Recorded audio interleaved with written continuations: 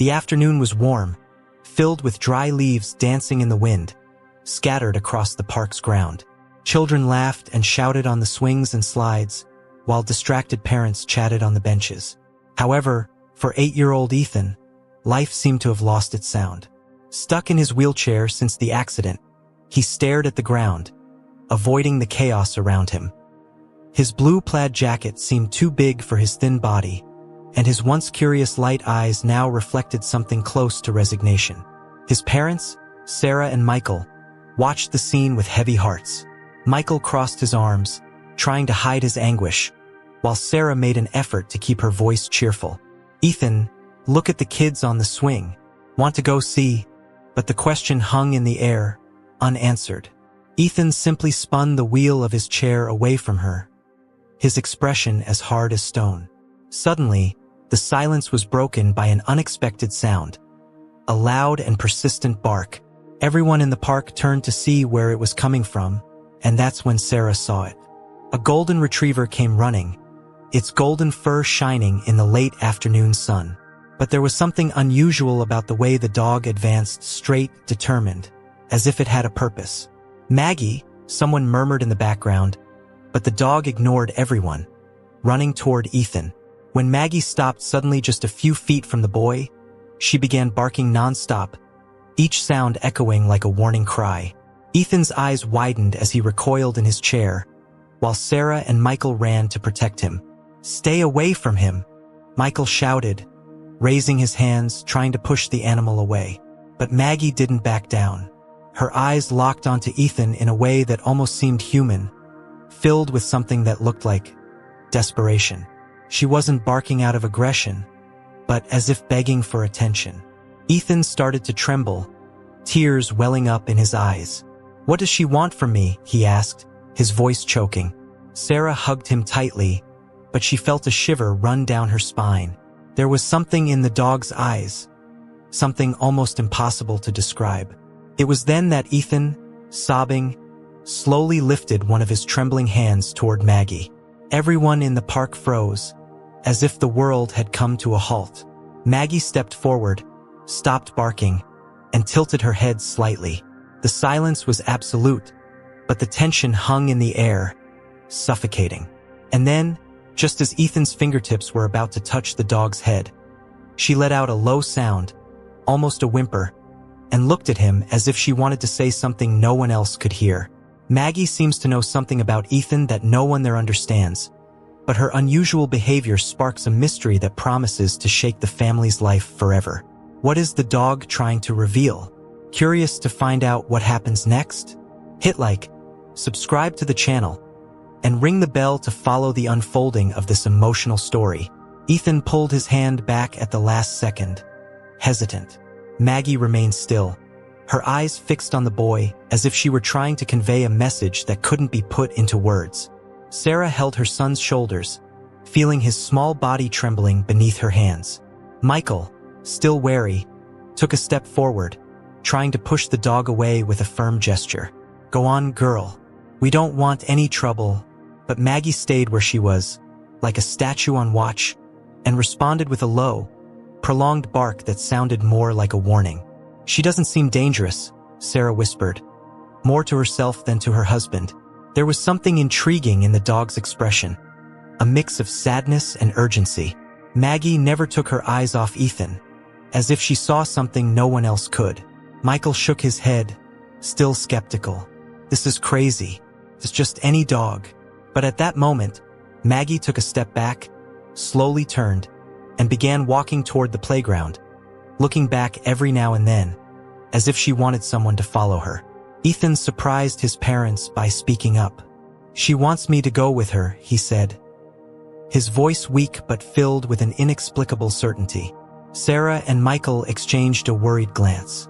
"That's ridiculous, Ethan. It's just a coincidence," Michael replied, trying to keep logic intact in a situation that no longer made sense. But Sarah noticed something different in her son.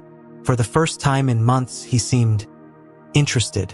"Maybe we should see where she's going," she suggested hesitantly, feeling deep down that this dog wasn't here by accident.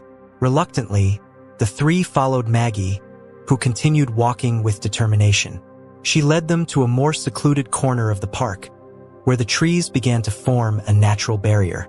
The laughter of children and the chatter of adults faded into the background, and the predominant sound was the crunch of dry leaves under the careful steps of the family.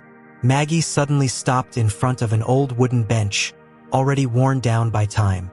She looked at the ground, dug a little with her paws, then turned back to face Ethan. "Why is she digging there?" Michael asked, looking around as if expecting to find an obvious explanation. But Ethan, with his heart racing, felt something different. There was a connection he couldn't explain, a silent call coming from the dog. He gripped the wheelchair's wheel and asked his parents to help him get closer. Reluctantly, Michael pushed the chair to the spot Maggie indicated. When Ethan got close, Maggie lay down beside the bench and let out a low sound, almost a whimper. Sarah felt a tightness in her chest, while Michael looked uncomfortable. "This doesn't make sense," he murmured.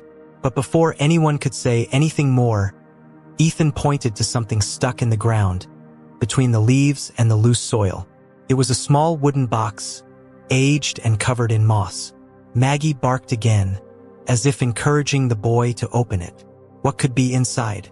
Inside the box, something would be revealed, a secret that seemed connected to Ethan's past, and Maggie, somehow, knew it needed to be brought to light. But what will this discovery mean for the family? Ethan stared at the small wooden box with wide eyes.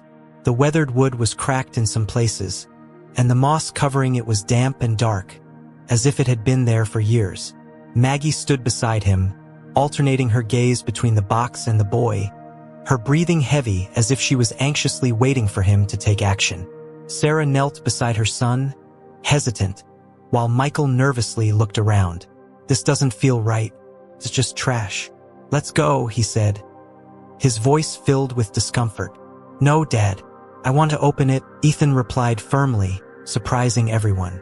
It was the first time since the accident that he seemed determined to do something on his own. Michael opened his mouth to protest, but Sarah placed her hand on his arm. "Let him try," she whispered, sensing a strange feeling that this moment was important. Ethan stretched out his trembling hands and, with effort, touched the box. The smell of earth flooded his nose as he pulled it closer. The rusty hinges let out a sharp, metallic sound when Ethan managed to open it. Inside, there was something unexpected. A small, slightly dented golden pendant attached to a chain. Next to the pendant, a faded photo, almost unrecognizable, showed a woman holding a baby in her arms.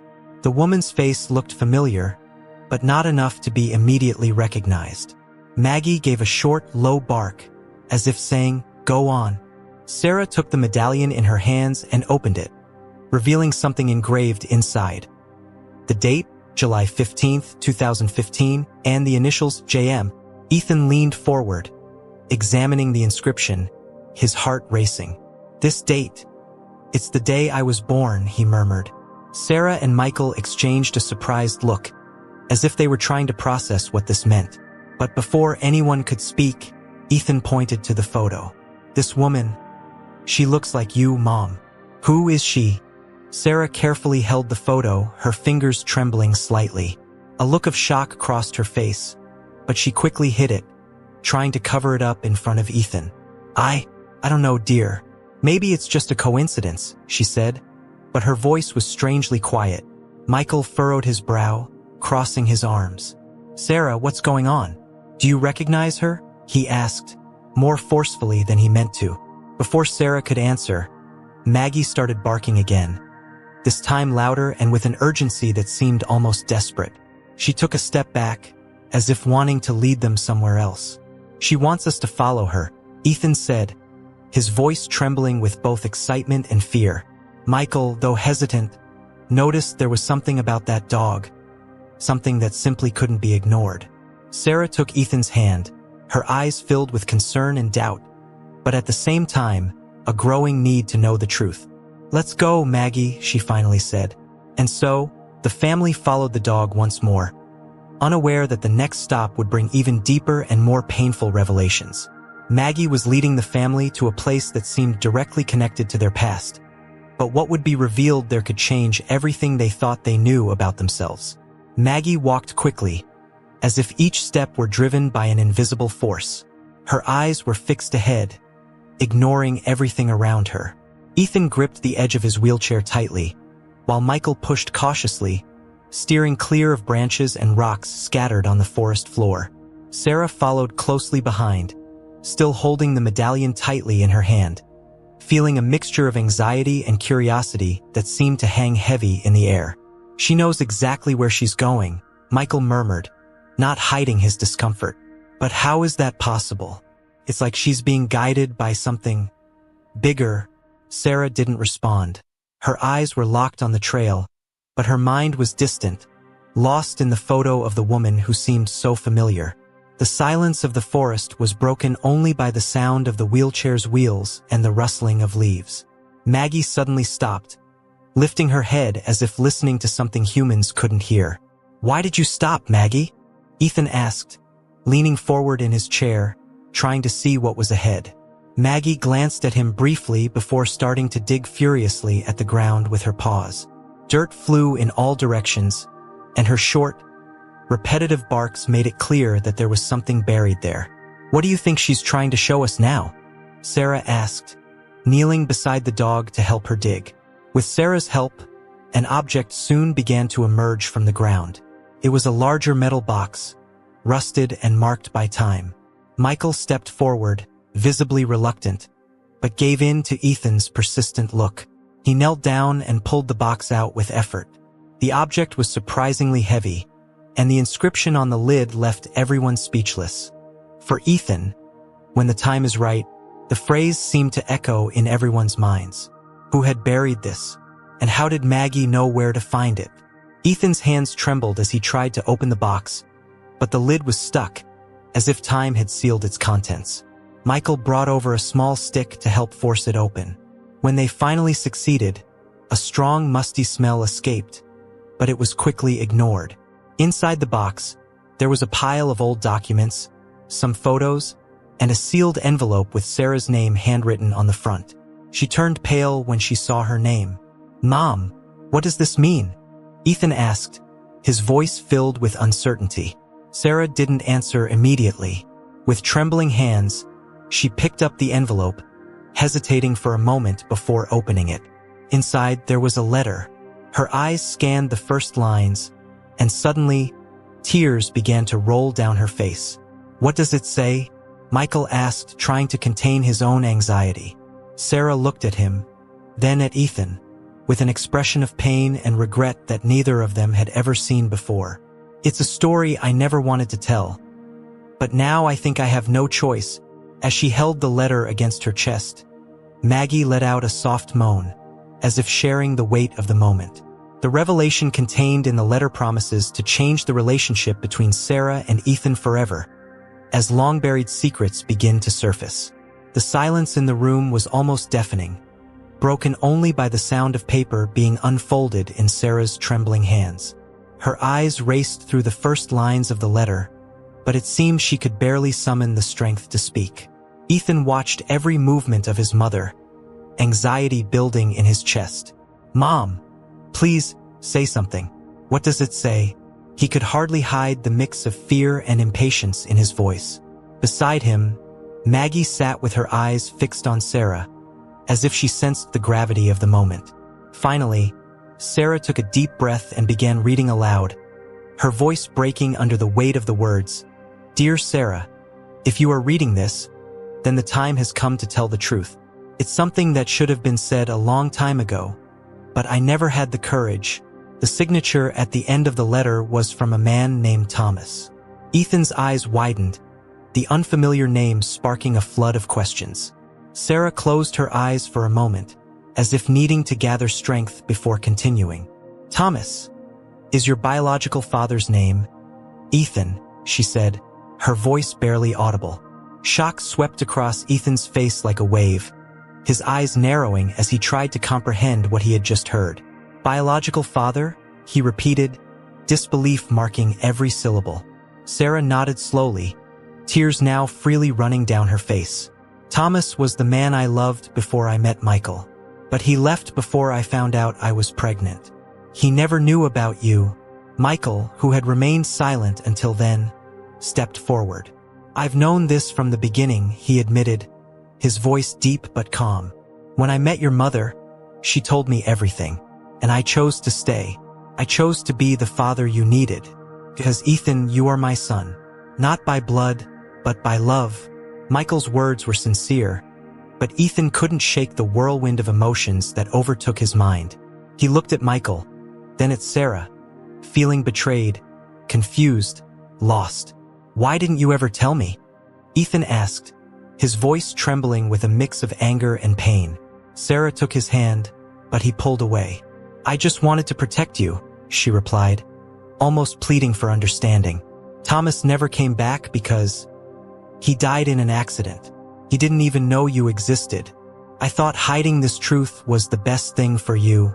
Ethan stared at the photograph of Thomas that Sarah held, seeing for the first time the face of a man he would never get the chance to meet. Meanwhile, Maggie approached Ethan, pressing her head against his leg, as if she knew he needed comfort. Still shocked by the revelation, Ethan began to question everything he thought he knew about himself. But Maggie's restlessness continued, signaling that more truths were yet to come. What if it were you in Ethan's place? How would you react to discovering such a shocking truth about your family? Leave your thoughts in the comments and share your stories. We can't wait to hear from you. Ethan stood still, his eyes fixed on the photograph of Thomas that Sarah held with trembling hands. He seemed oblivious to the world around him, as if the newly revealed words had torn away any sense of solid ground beneath him. Maggie, as sensitive as ever, pressed her snout against the boy's leg, but even the affectionate gesture from the dog seemed unable to reach his confused mind. "I need to think," he murmured, not looking at anyone, before turning his wheelchair and heading toward the bedroom. The sound of the wheels echoed through the house, a noise that seemed to carry the full weight of his pain. Sarah sank into the couch, her head in her hands.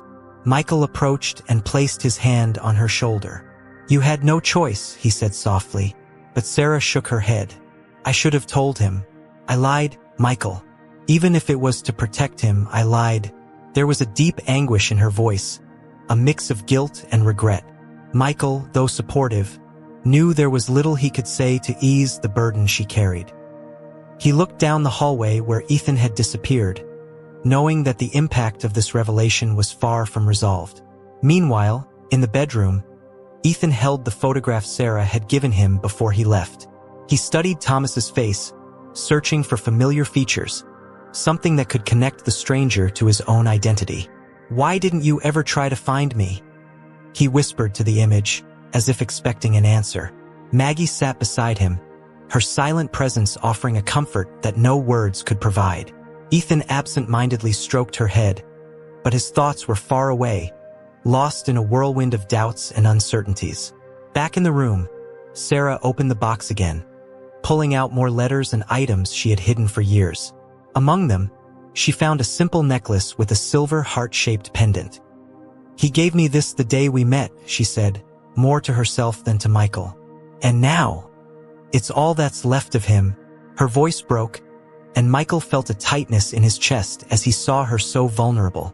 But before he could respond, the sound of footsteps in the hallway interrupted them.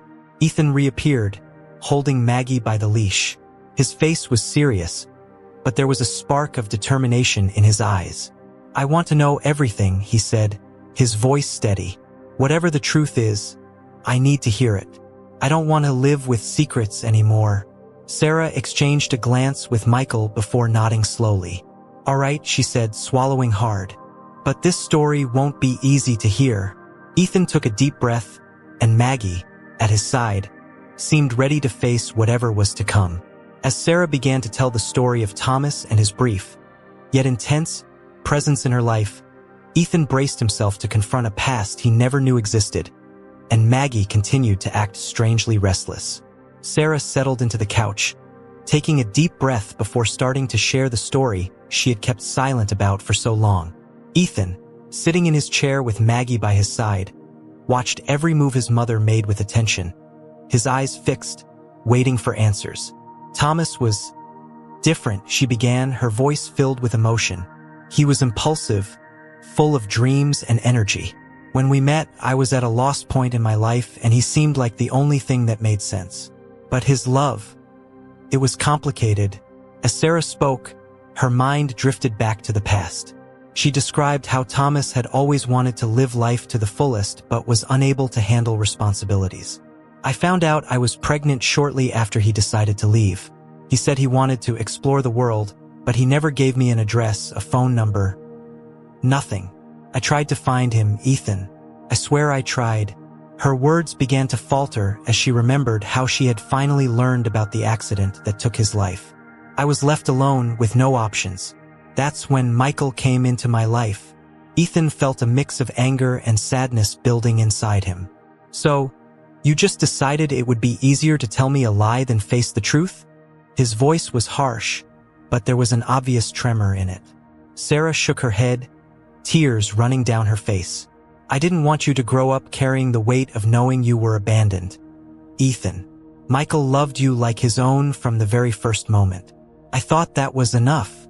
Maggie, sensing the tension in the air, slowly climbed onto Ethan's lap, as if she wanted to protect him from this painful moment. Michael intervened, trying to ease the situation. Ethan, your biological father may have been part of your story, but he doesn't define who you are. You are strong, brave, and you have a family that loves you. None of that changes, but Ethan couldn't process Michael's words. He looked at Sarah, then at the necklace still in his hands, and finally at the picture of Thomas on the table. I don't know what to think, he murmured, his voice low, almost a whisper. But I need some time to figure all this out. Before anyone could say anything, Maggie suddenly stood up, rushing to the front door and barking urgently. Her behavior interrupted the tense moment and added a new layer of unease. What is it now, Maggie? Ethan asked, puzzled. But Maggie kept barking, scratching at the door as if something very important was outside. Sarah and Michael exchanged worried glances. Something was clearly wrong, and the feeling that more secrets were about to be revealed hung in the air like a heavy cloud. Maggie's insistence on alerting them to something outside heightens the suspense, suggesting that the revelations about Thomas may not be the only mystery Ethan and his family need to face. Maggie's restlessness continued. The dog scratched at the door and barked with an urgency that unsettled the family. Ethan, sitting in his chair, looked at her with a mix of exhaustion and curiosity. What else do you want to show us? He murmured, while Sarah and Michael exchanged worried glances. Maybe it's just an animal outside, Michael said, but Sarah shook her head. No, she's not like this. There's something more. Driven by that sense of mystery, Ethan insisted, Dad, open the door. Let's see what it is.